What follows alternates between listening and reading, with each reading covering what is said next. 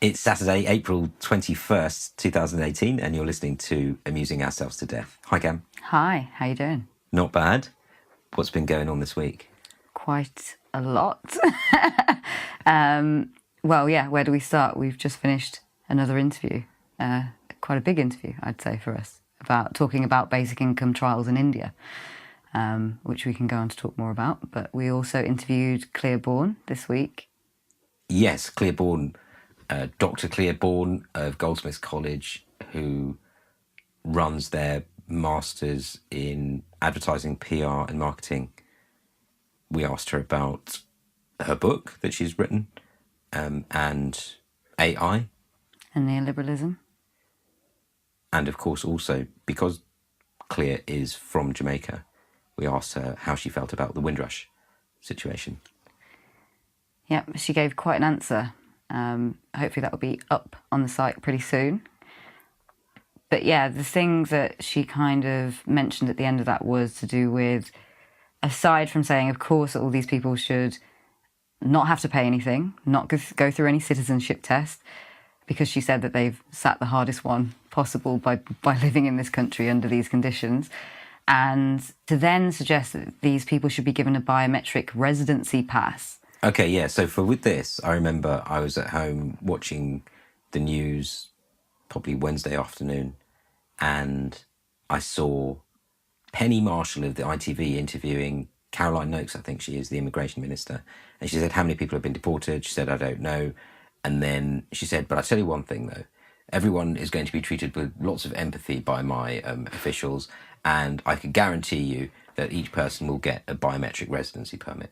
And who asked for a biometric residency permit? Well, she said everyone can have one. I promise you. And, I kind of thought, right, okay, I think I'm freaking out here. Are they basically saying they're going to start forcing these on people? Well, the last time that I remember this coming up was shortly after Grenfell happened.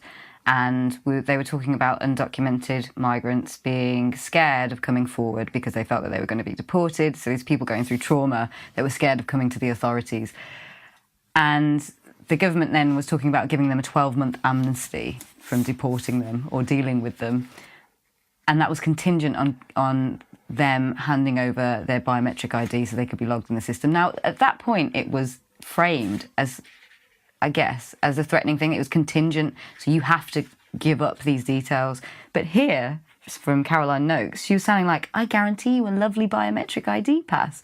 So no one's asked for this, and from the work that we've done to do with biometrics in India and other places, there's also a lot of biometrics happening in the US at the borders and in immigration. We've got them with our passports as well. Yeah. So there's lots of people kind of working behind the scenes who are able to use this data in different ways.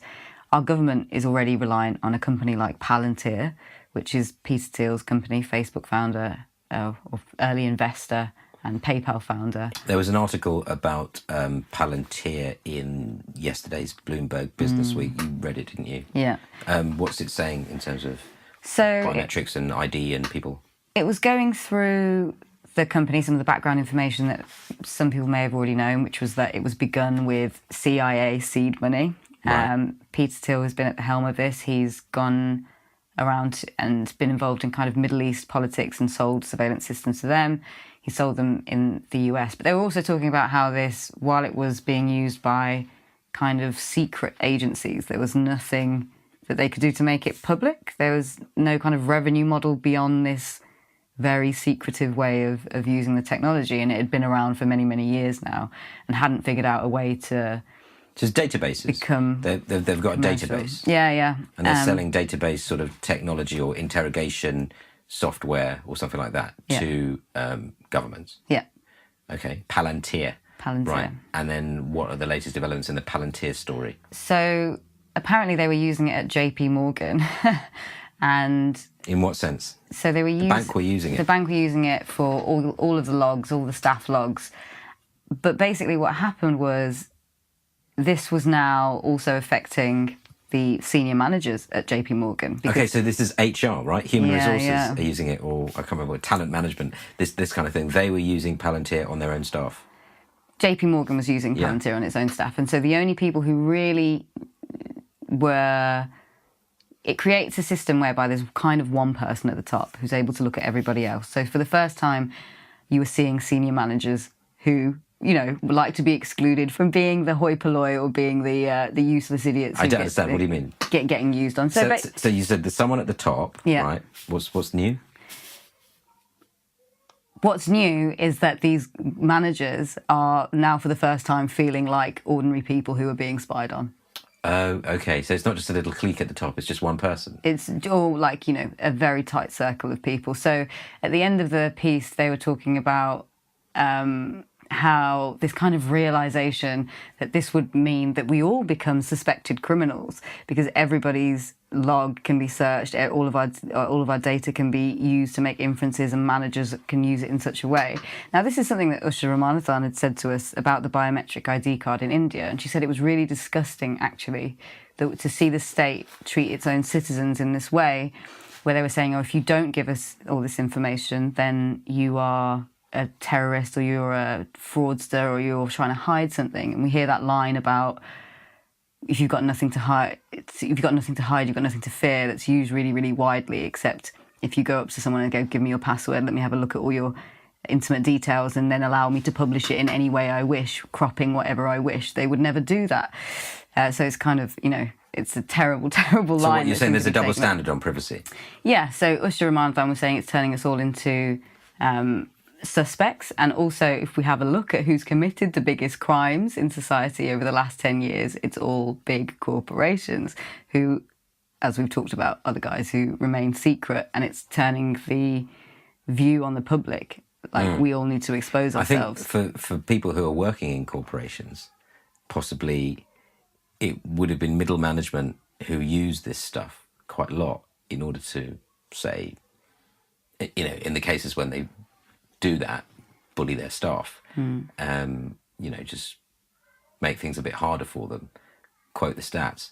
But I think what you're saying is it's got to the point where it's people higher up that can use it on the middle management a lot more now as well. Yeah, or absolutely. Something like that. Well, I guess it comes as no surprise that once these conditions start to affect middle classes or rich people, all of a sudden it's a big, big issue, and this is terrible. Maybe this is a bad idea. So. A bit like with Brexit. Where suddenly people said, I'm outraged. And other people are saying, well, actually people in my family got deported last week, and that was before Brexit. Absolutely. Right, okay. I think you said at the time, didn't you, have a conversation with someone where you were saying people are really angry about austerity and yet had been kind of shoved off the debate, and someone was surprised that the ordinary person would be angry about such a subject. Yeah, it was a conversation in a sort of affluent part of London, so people were surprised. Right, okay. What else? So what were we just talking about now? We were talking about the Palantir thing. Mm-hmm. Yesterday we were introduced to... we went to an event and we met some people, some journalists from India who told us something which I think you already knew, but I didn't, which was that Cambridge Analytica had been hired to get Modi in as Prime Minister of India in 2014. I noticed that Modi... Well, Michael Gove said that after this whole Windrush thing that's been going on at the moment, so last weekend you had the Enoch Powell 50-year anniversary and the speech on the TV, and then the Windrush story comes out that people have been deported, and then Gove in the Times, Michael Gove, who interviewed Donald Trump in what they called they said he was a journalist when he interviewed Donald Trump. It's exclusive. Yeah. When he had Murdoch in the room. Yeah, he said, we have the best immigration policy in the world in this country, and that we can now have a colourblind Brexit, which I thought goes quite well with Theresa May's red, white and blue Brexit. So when Gove does this, we can have a colourblind Brexit, I think the same day or the next day, in the editorial, the Times were talking about how amazing Modi is, how India is the biggest country in the Commonwealth, how not enough students are coming here, and they started to blame the Home Office. They said, it's all the Home Office's fault because they've put everyone off. We need as many students here as possible. Wow. So it just really looks as though they're mobilising for the India trade deal.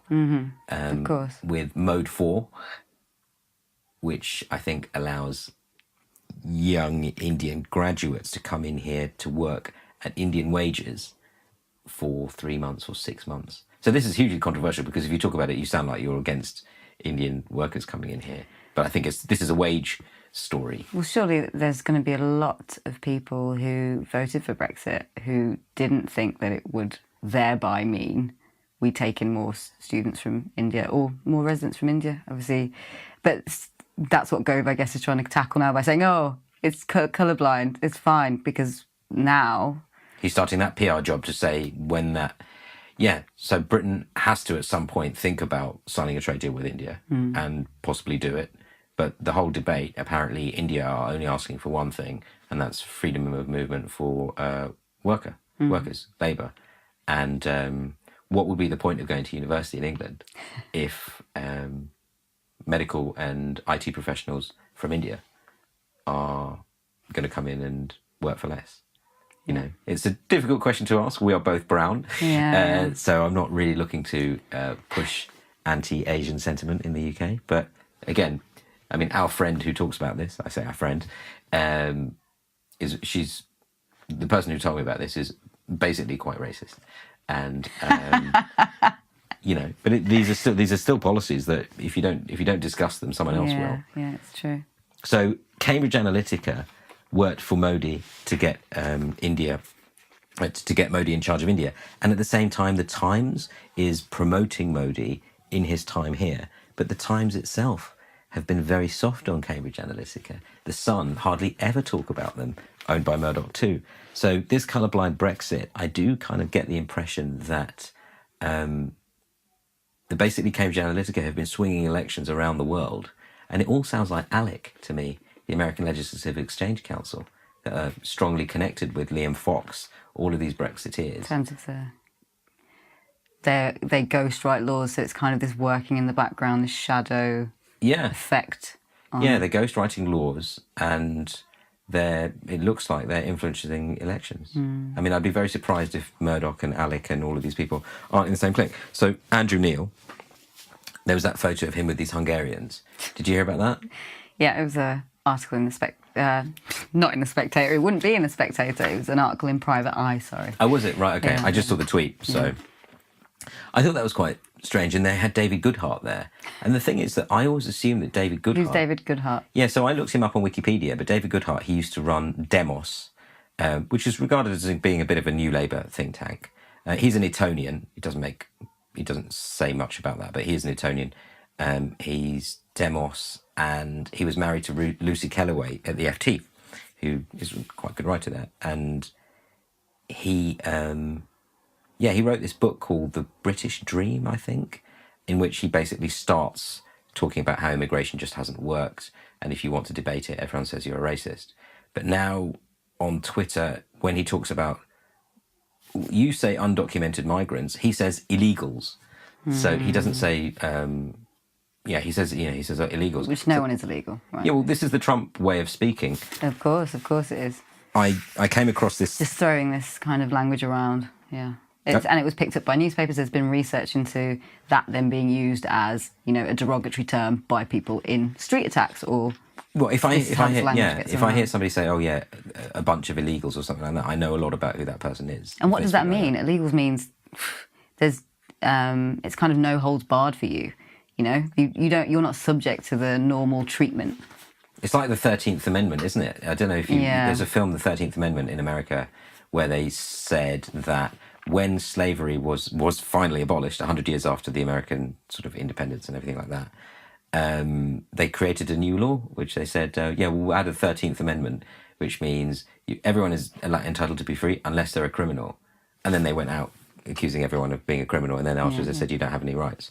But you can use them for labour and all those sorts of things. Yes, so essentially the normal rules do not apply on you. Yeah, working in prison for whatever. So I read this thing called the Russell conjugation, which is written. It's an article written by Eric Weinstein of Thiel Capital. So maybe he works for Peter Thiel. And it made me think of all of this Cambridge Analytica stuff where they talk about how to affect somebody's mood before they vote. So the Russell conjugation goes like this. I am firm. That means positive empathy. You are obstinate, neutral to mildly negative empathy. And he, she, or it is pig-headed, very negative empathy. So if I say he is pig-headed, it sounds as though they're terrible. But if I say I am firm, I'm saying the same thing. but you like me. So this type of use of language. Anyway, seeing Goodhart there. Depends how you frame things. Just explain that a little bit more. So it means that you can frame things in either way. Yeah, well, what they say is that you've got the factual content of the word or phrase and the emotional content of the construction. So you might be saying exactly the same thing, but you can slant it off in one way or another. And so when Goodhart uses illegals like that, I just think, would you have written like that when you were working for Demos? Because he likes to parade himself as being some kind of a liberal. The framing also sets how that subject is discussed. So a while ago we did an interview with a psychologist who was talking about seepage in the climate change community. So how climate change denial affects climate scientists and how they might tone down what they're saying because they're worried they'll get a backlash. But his central point, he made a big point about framing. So he said, in the US, if you talk about tax and you talk about it as a civilization fund that pays for our roads and our things that we need together, then you can talk about it in those terms. But if it's framed as a burden and you're the first person, you get in and you frame tax as a burden, then everything you talk about has to be about lifting this burden off. And so you have in the US, the Republicans will often talk about tax burden. Oh, this is too much of a burden on us. So if you get in and frame it in that way, then the other side might have to respond with saying, how do we alleviate that burden rather than what that tax is actually for? Sure, yeah, almost. Yeah, so the entire thing has been framed in such a way that you're on the back foot as soon as you ever want to talk about this positive, constructive thing that were your intentions. We went to an event by DSmog, didn't we, this week? And yes, we interviewed Matt as well. And I looked up his bio and it said that his PhD was on the language used by senators and congressmen in the US between 1993 and 2008 when talking about climate change. And he very kindly sent me a copy of his PhD, so I had a quick look at it. And I think the general conclusion was that climate change was framed in so many different ways that it was impossible for any progress to happen. Because he was obviously thinking, why has nothing ever happened? It's because it's framed as this and framed as this and framed as this and framed as that. And because nobody ever gets to actually agree the definitions or even what it's about, then it will never go anywhere because you'll never get any kind of agreement. Obviously, you've got everybody disagreeing and lobbying against it anyway. But yeah. Wasn't it Frank Luntz? He's like a pollster. Yeah, they mentioned him here, actually. He changed the framing. He wrote to Bush to say, stop using global warming, use the words climate change, because global warming, in your head, you can imagine what's happening. Whereas climate change, frogs. you know what's going on. It's an activity that's moving towards us getting hotter. You understand that as a concept. Whereas climate change is very ambiguous. And does it mean the weather changes? Does it mean the Earth is it's very ambiguous, and so easier to defeat. It really takes out the meaning of it. And, right. And yeah, because they used to have greenhouse effect as well. Yeah, so it was interesting going to that. Back to Goodhart. From what I understand, when I looked him up on Wikipedia years ago, because as soon as it became annoying, I decided to look him up. And I'm sure he's Jewish, at least of Jewish background, because it said that his there's a top central banker called Charles Goodhart, who's written a lot of very interesting ideas about how economics should be working and decision making at the highest levels. But it said that they were both descended from the people who set up Lehman Brothers. Right. And so I just find it so strange that, somebody who, his ancestors are basically from America, they're not from here. And he's hanging around with those Hungarian guys who are anti-Soros. He's from a Lehman Brothers family, and he's hanging around with people who get into power and start talking about Soros in that sort of way. So let's explain that the picture that it was Andrew Neil had gone to a Hungarian think tank that was very pro-Orban, who has run a very anti-Semitic, he's just won an election. Islamophobic campaign and won an election, has been congratulated by Boris Johnson and so on. And yes, David Goodhart was at that event. Yeah, I wonder if they even need Cambridge Analytica with the types of things. I'm sure they'll chip in. But I know Cambridge Analytica went to Nigeria and they lost. They wanted So just this whole idea of them being everywhere and using these different techniques, whether it's Cambridge Analytica, Andrew Neil, all this kind of stuff. I'm not saying that we should be going around acting as though we're conspiracy theorists and everything. But when you see so many little bits of evidence, it's just good to know. I mean, this is a very, very sensitive time with the Enoch Powell speech being... Yeah. Actually, somebody told me that 50 years ago when he did the speech, that it was the local elections in 68, straight afterwards, and it was a landslide to the Tories. And I always assumed that was just because there was a lot of inflation, the pound was dropping and things like that. But I got told no, it's actually because of the Enoch Powell speech. So he was the 1960s version of Cambridge Analytica. You know, he used fear. Tapped into the psychometric profiling of his audience. Yeah, exactly. He used fear in order to get everybody to essentially vote Tory, you know, to go against immigration. And I think, yeah, now we're dealing with that. What should we talk about next? I don't know, what's on the list? Joe Johnson and Amelia Gentleman. Is that allowed? Can we talk about that? Okay, well, no, we should absolutely talk about it. I didn't know this connection until a friend of mine told me this, but Amelia Gentleman has been the person reporting on the Windrush story from The Guardian and has been working on it for a number of months. She was the original one to report on Albert Thompson, I think, who was denied cancer treatment and has been here for 50 years and was kind of one of those, and then had to pay £54,000 for cancer treatment. I think finally the government has said that he will not have to pay, despite the fact, I think Theresa May said in Parliament this week that he's not going to have to pay, except Albert Thompson had not been told that. And so he was like, I didn't know that had happened, so no one had informed him. So it seems like, you know... She made it up on the spot, didn't she? Yeah. She said he doesn't have to pay, and he's still getting these bills. Yeah, basically, that's what it seems like. So eventually they confirmed that he So she's worked on this story. She's worked on this story for some time. But so who's Joe Johnson and who's Amelia Gentleman and how they related and what's so weird about this? Joe Johnson is the brother of Boris Johnson. Yeah. And Rachel Johnson, who you may have also seen before on telly at some point. He was the universities minister? I guess yeah, and before that, he was in 2013. He was made policy chief for Cameron as well. Oh, really? Yeah. He was head of the. He's spurred on this. What does he calls it? A knowledge economy. Right. Universities as knowledge economy. So we've talked neoliberal university. Yeah, basically. Yeah, essentially, you know, turning students into consumers and customers and this kind of whole thing.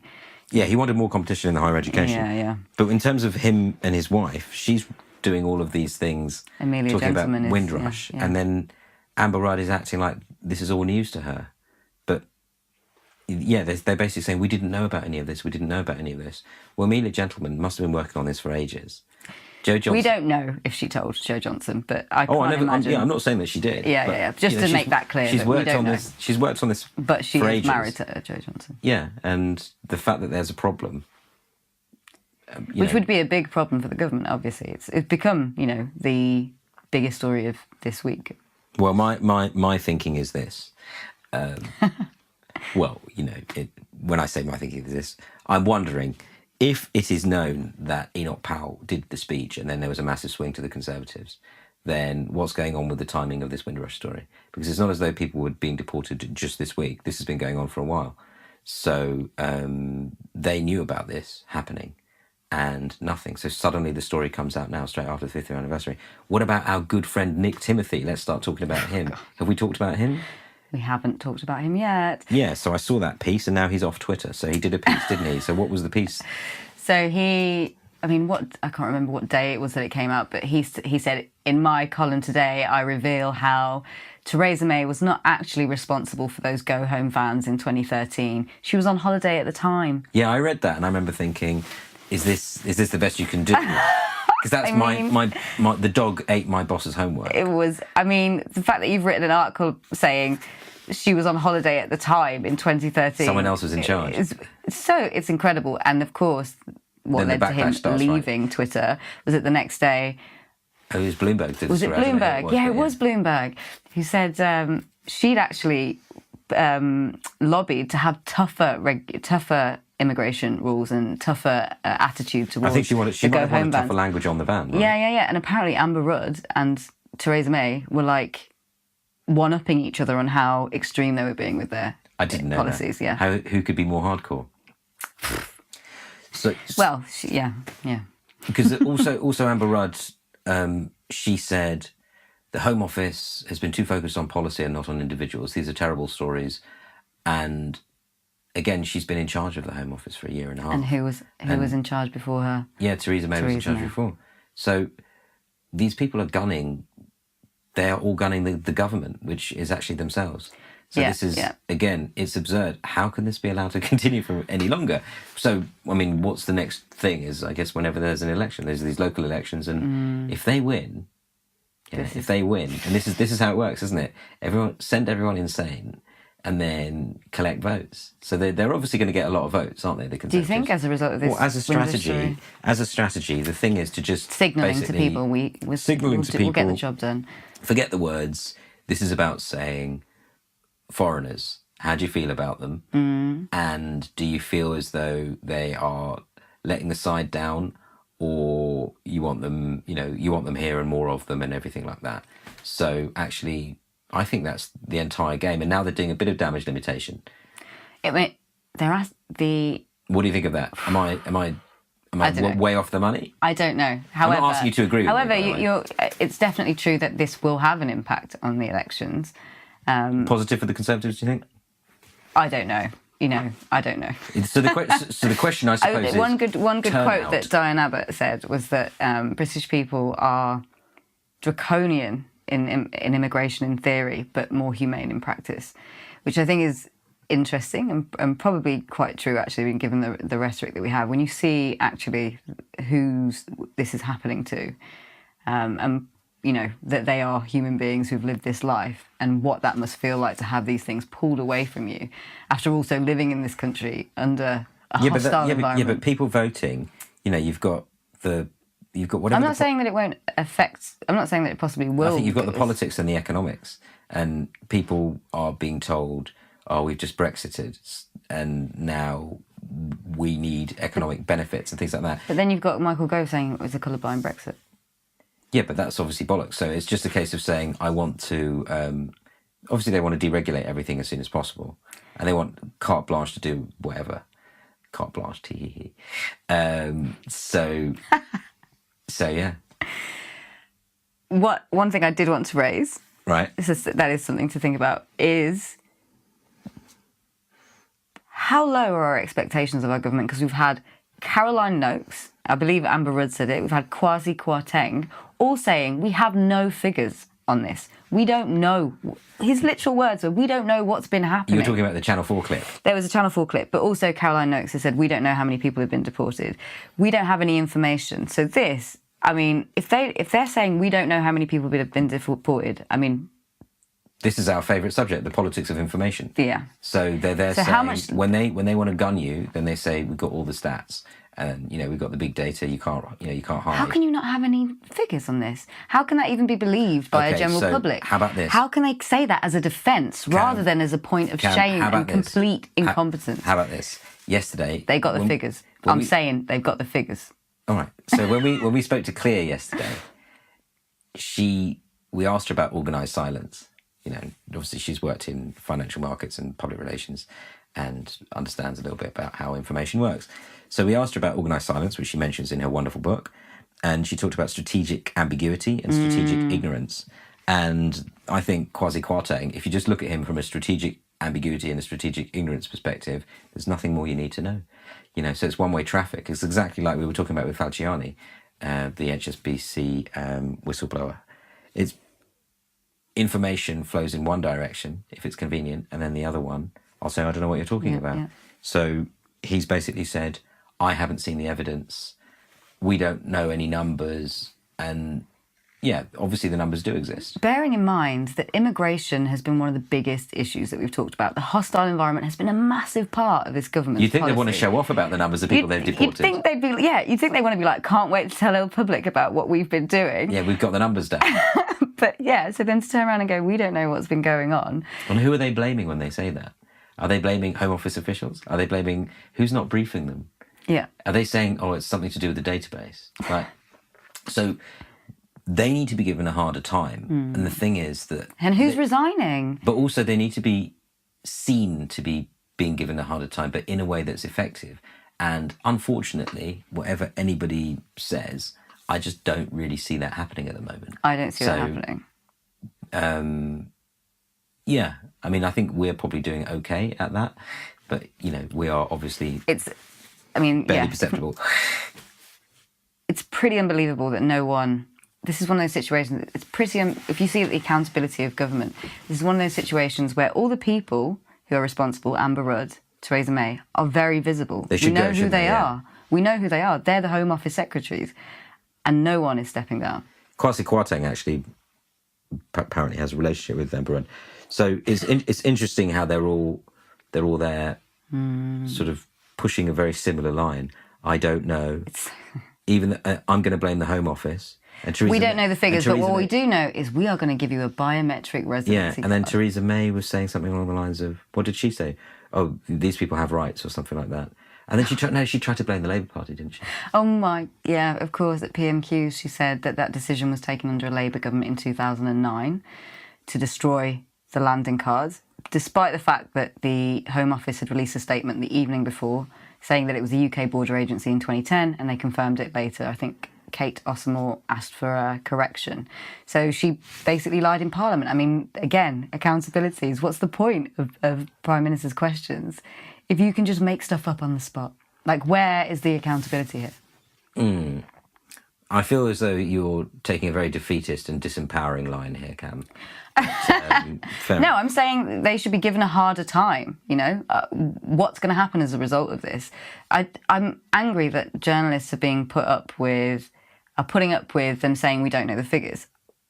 That's impossible. Oh, I see. Well, on that subject... because Ask obviously, them, what's going to be the result of this? On that subject, could you tell me a little bit about what Owen Jones has been doing this week? Right, yeah. Try not to say too quickly, because I'm, I want to follow you.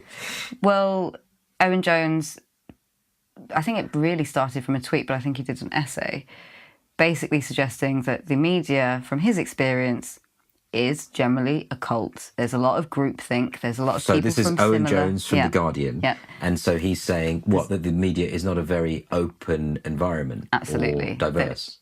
Exactly. It doesn't have... there's lots of nepotism, there's lots of buddy network, and there's a lot of groupthink, and he, has experienced that as someone who's on the left, right, who's gone into these places.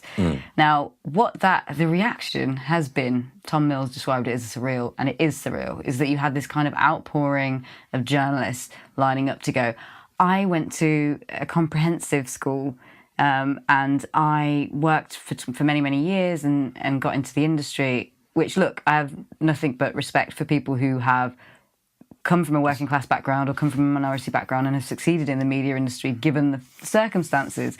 But 90% of us went to a state school, right? That's just normal for all of us. But the way that they're going, I'm this person, I did this and this, showing that they're like, amazing. So as if they're disproving him. Yeah, essentially. What you're saying is not true. To what degree are you actually showing? It's interesting because you can't have a collective sending a tweet, right? So if I send a tweet, I'm not doing it on behalf of every other second generation Sri Lankan Tamil.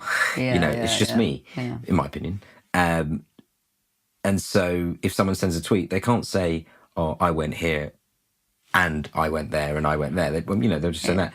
Owen Jones did go to Oxford or Cambridge, didn't he? He went to Oxford. Yeah. He did. And so imagine that you're someone who didn't, and you are one of the people he's talking about. So somebody could just say, well, you know what? Journalism is all about my opinion and how I write and, the news or whatever it is. But so I can see why some people would do that. And then afterwards, it would feed into the type of camaraderie that he's critiquing, though, wouldn't it? They would just they'd say, yeah, and I'm not the only one. There is plenty of silence from people who have obviously gone to private schools and so on. But also then come the defences that our media is a meritocracy, who Robert Colville, I think he said that, who's from the CPS, Centre for Policy Studies think tank, which is, we have had study after study after study. All the evidence shows that we are an elitist country. But hold on, when you say the background of the people who work in our media are from very, very similar backgrounds. When you say it's a meritocracy, though, I've got to get you on this one, because you know where that word comes from. Go ahead. I only recently, not too long ago, found out. So meritocracy was a word that was invented by Toby Young's father. Oh, God. He wrote a book called... no, but he sounds like a very impressive man. I think. I know, yeah, but I just generally recall every time I hear Toby Young's name.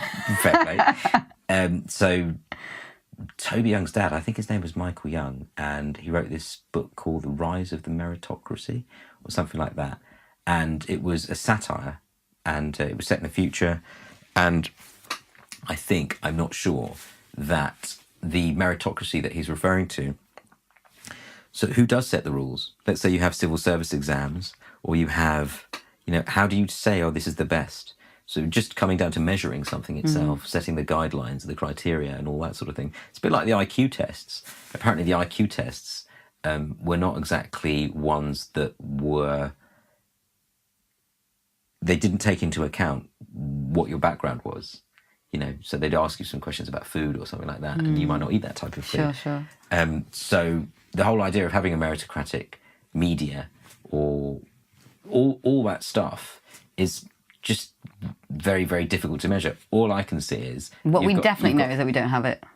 Well, okay, fine, you could say we don't have it, but it depends how you define it. I would say this. Maybe we do have a meritocratic media, but the only way that the meritocracy is actually measured is how much you please the billionaire who owns the thing. Yeah, no, I agree. I agree with that. I mean, if I own the company, I want you to please me. How good are you at pleasing your boss? Okay, there's a big problem with representation in the media, right? All the evidence kind of goes to back that up, whether it's ethnic minorities or whether it's working class. I mean, the statistics are there. You can go and find plenty of this evidence. But there's also so many other layers to this conversation that we can't even get to.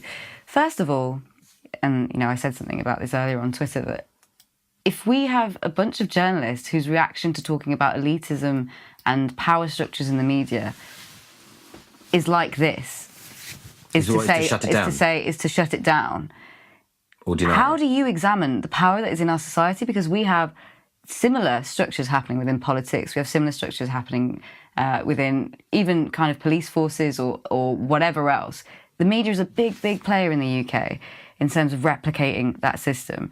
And if you can't think critically about that, and there were some people who came out and said, look, I work in the media industry. Yes, it's absolutely got too many overrepresentation of middle-class white people, men.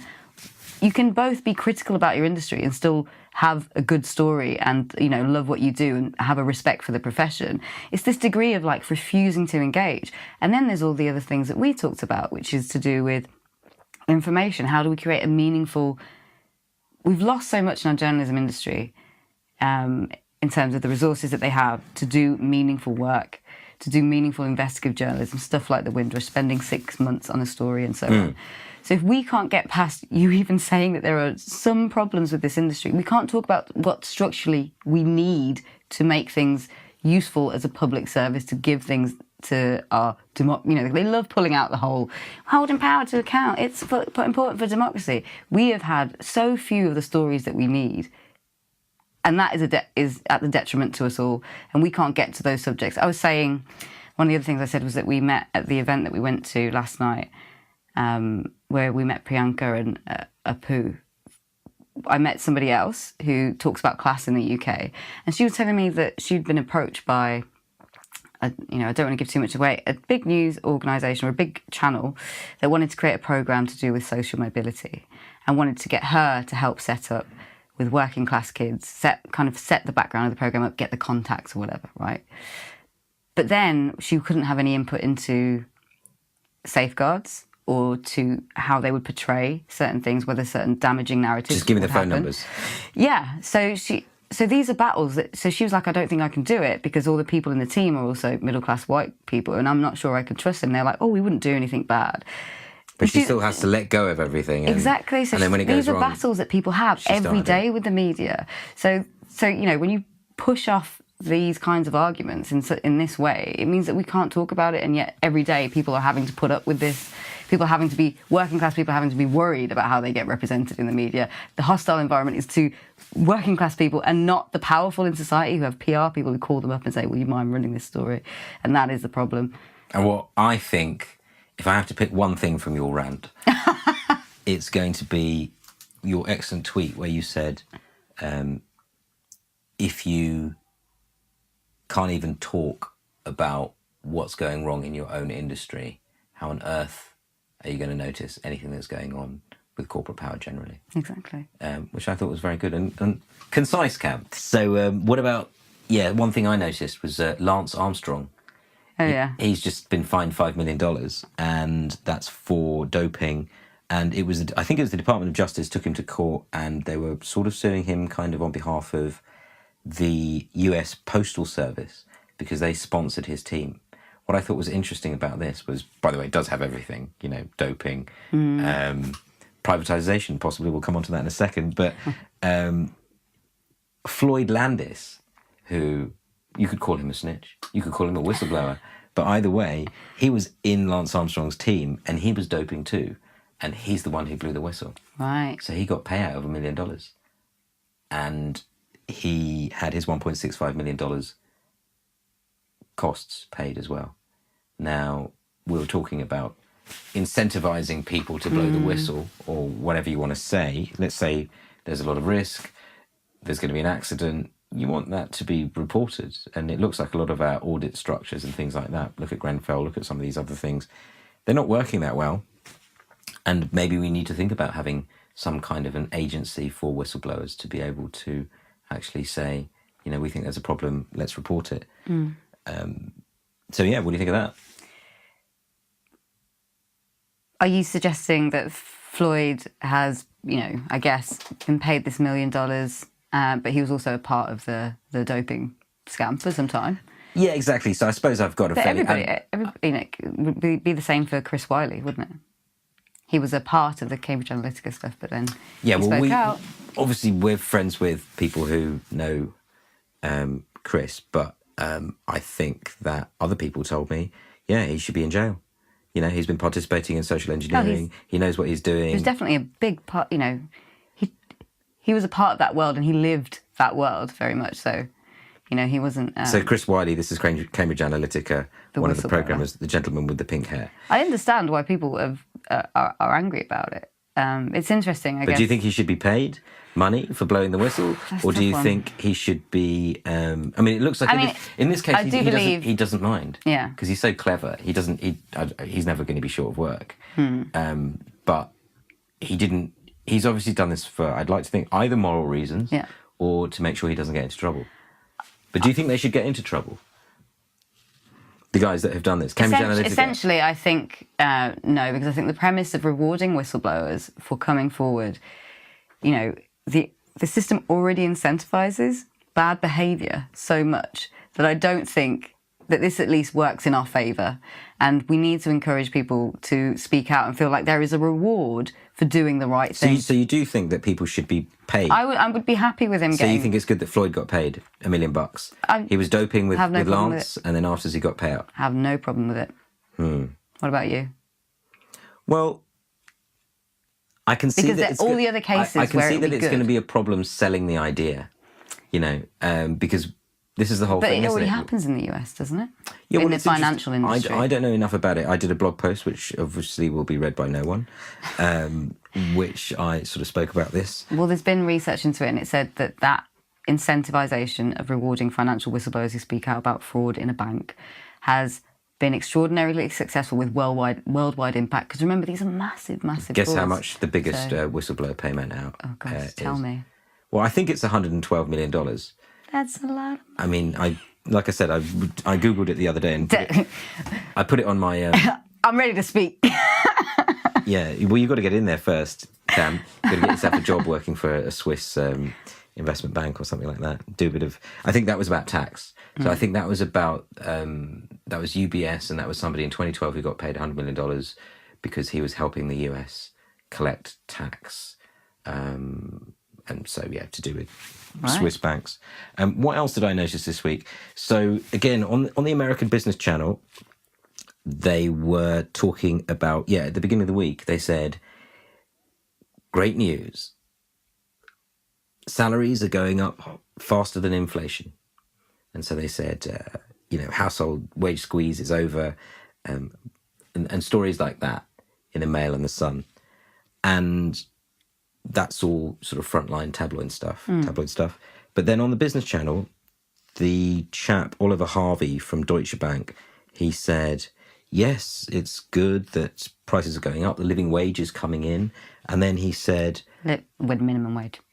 Yeah, sorry, he said living wage, I think he said, but yeah. I know they're calling it the living wage now, but it's still the minimum wage. Yeah, £8. No, it's still the minimum wage. Yeah, good point, yeah. So he said that's coming in, so, that's good for wages. And then he said... Oh, and then they said sterling is at an all-time high. This is the beginning of the week, by the way. So obviously the papers were there going, look at that. Brexit is great. The pound is high. We're going to be rich. Wages are up. Yes. And then he did say, but of course, there is a massive labour shock going on because nobody wants to come to this country. Here we are deporting people, but actually... We've given these massive messages to people, from Europe, for example, don't bother coming here. You're kind of, all of the big signals to them are saying you can't really stay here. Hostile environment. You can't come here and start your life because we don't want you to do that. They're putting kind of signals and deterrents to people. And at any point we could take it away from you anyway, which is what Windrush would say. Yeah, and so people have been saying, if this is what they're doing to people who've been here for 50 years, what's going to happen when we Brexit and then afterwards people are here from Europe? Absolutely. Who've started their career and been here 3 years or started a family. They're going to be... So all of that is affecting it. So he was basically saying there's a labour shock here. We actually have a problem. And so it's interesting that he says that at the same time as you've got the talk. They don't use the word mode 4, but they start saying, what are we going to do about India? Are we going to allow Indian graduates here? Yes or no? So I thought I'd add that one into the mix because I thought those types of arguments aren't so prevalent in our tabloids. You were also saying, who was that person who said it's April? So April's always a good month, apparently. That's also the other thing he said. So you think, right, how many good months are there in a year? And how often have we had that headline about wages outstripping inflation? So again, it's not often, but they need to shout about whatever they can, whoever we're talking about. I mean, is this Tory Party HQ just serving up? What else did we talk about? Oh, yeah. So there was that event that I went to with you where we met lots of climate people. And I almost got into an argument with one person there. But sounds successful. The other thing was, so there was somebody from Carbon Brief there. And I think I asked him about the link between climate change and mental health. And I wouldn't even call this speculative. I think I was being provocative. And you know what he said to me? He said, oh, you mean the one that we published this month? Actually, yes, it's quite funny because we've never done that before. And so he said that there's a woman in Sydney, a professor, who is the inaugural professor of climate change and mental health. I had a quick look at her article. I'm sure she's doing a lot of other stuff. But because I think a few days ago we mentioned this idea of the double bind. And I understand the double bind is damned if you do and damned if you don't. So when you're in a difficult situation, and our friend Roger Hallam, who stops traffic for clean air Londoners, Stop Killing Londoners, I think his non-violent direct action bag of tricks stroke blueprint is a perfect sort of double bind. I mean, he told me what I do is I like to put people in a difficult situation so they have to do the thing they said they were going to do. So, for example, desmog, they say, apparently we're going to have a real problem if we go above 2 degrees in terms of averages of temperatures or something like that. We're the only organisation that takes that seriously. So I think Roger, he basically says, well, how are we going to stop the planet from heating up? if we still invest in fossil fuels. And then he goes up to organisations and he says, right, what are you doing about this? You know, there are big promises being made, one by the global governments and one by you guys. Are you making that promise? Well, what are you going to do about it? So I think he's trying to force these promises, and he puts them in a difficult situation because he's in a double bind. Yeah. If he speaks out about the latest science and then he does anything about it, he gets arrested. And so... But it is then breaking the law in the first place, or the promise. Yeah. So you have these broken promises, and when he points them out, I think he told me he's been arrested many times for many things in the past as a peace activist. But the other thing is to actually change the culture. He says he wants to change the culture so that it's not a big deal for someone to be arrested. And, you know, I said to him, yeah, but you're white. I'm not up for that, mate. You know, I don't really want to get arrested and then put in jail because I'm a bit more worried. I don't know. But obviously everyone's worried about that sort of thing. Yeah. But that's him taking advantage of that, to sort of pointing out the contradiction. And so, yeah, apparently the person who came up with the double bind, was Gregory Bateson, and it was in